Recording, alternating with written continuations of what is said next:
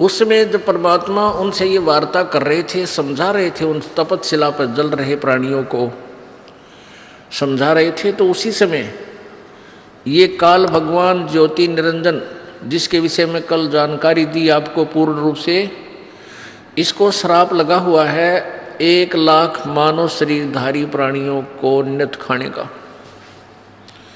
और 1,25,000 की उत्पत्ति करने का। इसलिए इसने अपने तीनों पुत्रों को एक एक गुण से युक्त कर रखा है। रजगुण ब्रह्मा है, सतगुण विष्णु, तमगुण शिव जी।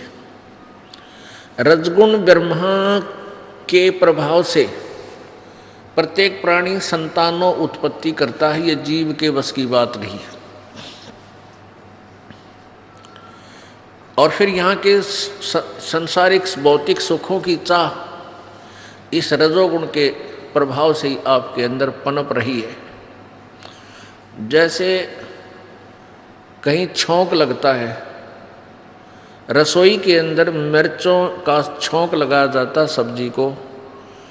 अब वो साकार वस्तु सब्जी तो विद्यमान है, मिर्च तो विद्यमान है रसोई में, और उनका जो वो गुण है वो जाकर के दूसरे कक्षों में, दूसरे कमरों में, मकान के दूसरे कमरों में जाकर के अन्य प्राणियों को भी प्रभावित कर रहा है और उनको भी छींकें आनी प्रारंभ हो जाती हैं। तो उन छींकों को रोकना प्राणी के बस की बात नहीं, आएंगी ही आएंगी। ऐसे ही ये तीनों भगवान रजगुण ब्रह्मा, सतगुण विष्णु, तमगुण शिव जी ऊपर अपने अपनी राजधानियों में, अपने लोकों में विद्यमान हैं, रहते हैं, साकार हैं, मनुष्य सदृश है। इनके शरीर में से निकल रही रेंज जैसे मोबाइल के टावर से निकल रही रेंज अपने जहाँ तक उसकी अक्षमता है वहाँ तक सब मोबाइल को प्रभावित करती है। ऐसे ये भगवान रजगुण ब्रह्मा, सतगुण विष्णु, तमगुण शिव जी अपने अपनी राजधानियों में रहते हैं। इनके अंदर से निकल रहा गुण आप जी को, पृथ्वी लोक वालों को, स्वर्ग लोक वालों को और पाताल लोक वालों को, इन 3 लोकों वालों को, प्राणियों को प्रभावित रखते हैं। ऐसे ही सतगुण विष्णु जी का प्रभाव से हम यहाँ एक दूसरे में जकड़े रहते हैं। इतनी ज़बरदस्त ममता हमारे अंदर पैदा कर रखी है, जैसे पिता पुत्र का प्यार, माता का पुत्र पुत्रियों से प्यार, पिता का पुत्र पुत्रियों में प्यार, और बच्चों का माता पिता से प्रेम लगाओ, और संपत्ति को अपना मानना, या मेरी है, ये मेरी है। तो ये सब क्रिया जीव के अंदर सतोगुण भगवान विष्णु जी के कारण है, जिस कारण से हम इस काल के गंदे लोक में 100 कष्ट उठाकर भी यहाँ रहते हैं, रहना चाहते हैं, और एक दूसरे में हमारी ममता बनी रहती है। और तीसरा भगवान तमोगुण शिव है, शंकर भगवान, वो 1,00,000 मानव शरीरधारी प्राणियों का नित्य संहार करता है। किते एक्सीडेंट करवा के, किते भूकंप ला के, किसी का हार्ट अटैक करवा के, किसी प्रकार भी जैसा भी उसका संस्कार उसी प्रकार उसकी मौत करके वो 1,00,000 मानव शरीरधारी प्राणियों को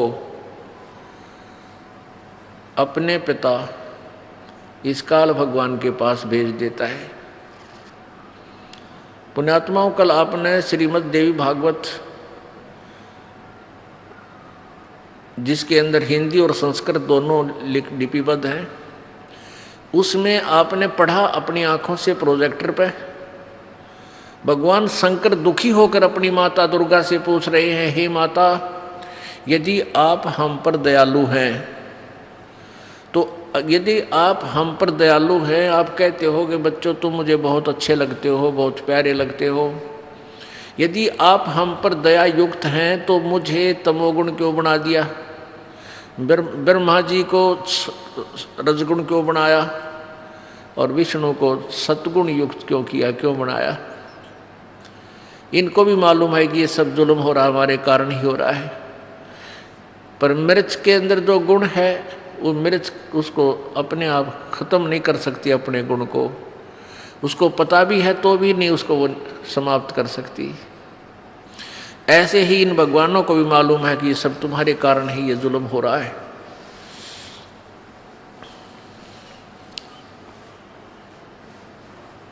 अब इनको ये नहीं मालूम कि ये प्राणी जाते कहाँ हैं और क्या होता है इनके साथ, लेकिन यहाँ पर कोई जीव सुखी नहीं है। प्रत्येक प्राणी महसूस करता है कि ये केस आ गया भाई। आज किसी के पास बच्चे हैं, बेटा है, बेटी है, कार है, कोठी है, या सिंपल कोई साधारण घर मकान बना रखा है और सब आराम से अपने एक दूसरे में प्यार से रह रहे हैं, और 1 मिनट के बाद ना जाने कि ऐसी बुरी खबर सुन ले, वहाँ एक्सीडेंट हो गया, ऐसा बन गया। अब जिसमें इतना प्यार था उसके एक पल भी दूर नहीं रह सकते थे, वो सदा के लिए गया। पुण्यात्मा, हम तत्व ज्ञान के अभाव से हम भूल चुके हैं उस परमात्मा को। हमने ये मान लिया है कि मृत्यु और जन्म तो भाई सबका होगा, होता रहेगा, कोई बात नहीं, इतने जीवित इतने दमंडेरा लगे रहें, जब भी करना है वो करते रहें। अब सत्संग में आने से ये ज्ञान कराया जाता है कि जिस दौड़ धूप में तू सारा जीवन खो देता है और वो तेरा कुछ भी काम नहीं आएगा।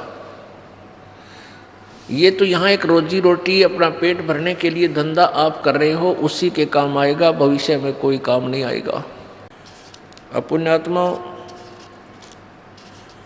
हम ये भी भूल चुके हैं कि परमात्मा ने वही देना है जो आपके प्रारब्ध में लिखा है। आपकी किस्मत में जो दुख और सुख है वही आपको मिलेगा, उतना ही आपको पैसा मिलेगा, उतनी आपको संपत्ति मिलेगी, उतना ही बेटा और बेटी है संतान मिलेगी। इसके अतिरिक्त आपको कुछ भी नहीं मिलेगा, चाहे कितना ही जतन कर लेना।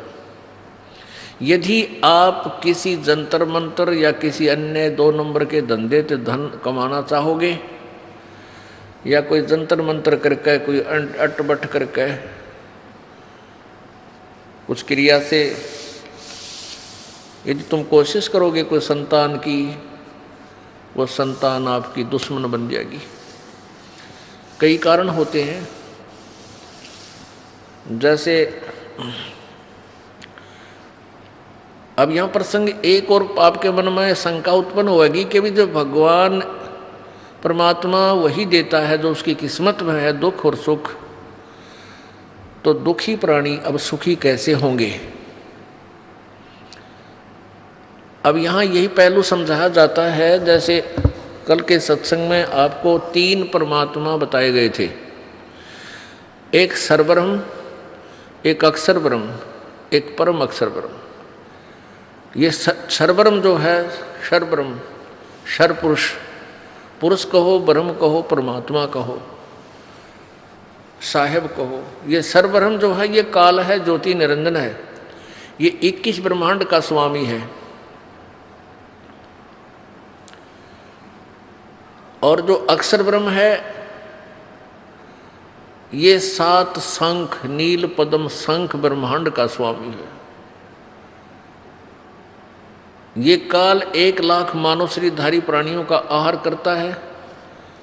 ये अक्षर पुरुष काल ब्रह्म परब्रह्म ये नहीं करता, ये ऐसे प्राणी नहीं खाता, वो काल नहीं है।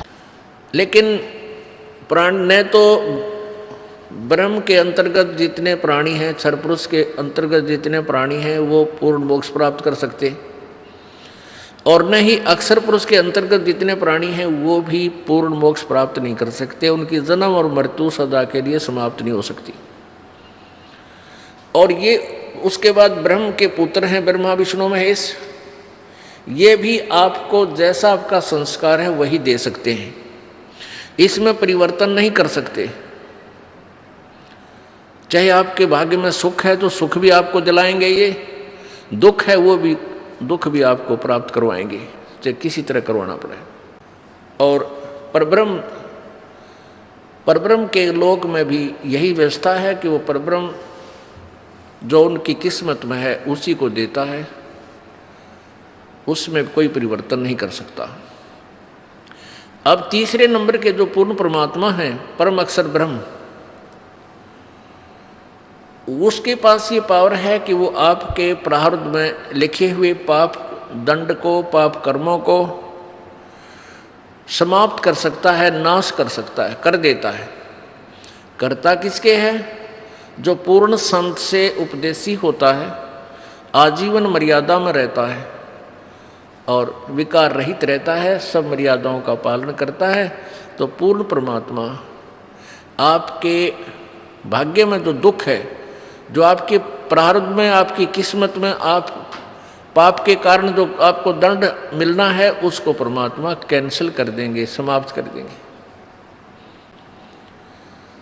और आपके भाग्य में कोई संपत्ति नहीं है और परमात्मा आवश्यक समझते हैं कि इस बच्चे को इतना तो अवश्य चाहिए, तो वो भी आपको अवश्य देंगे। लेकिन आपको इतना नहीं देंगे, इतनी संपत्ति नहीं देंगे, इतना धन नहीं देंगे कि वो आपकी जान का शत्रु बन जाए।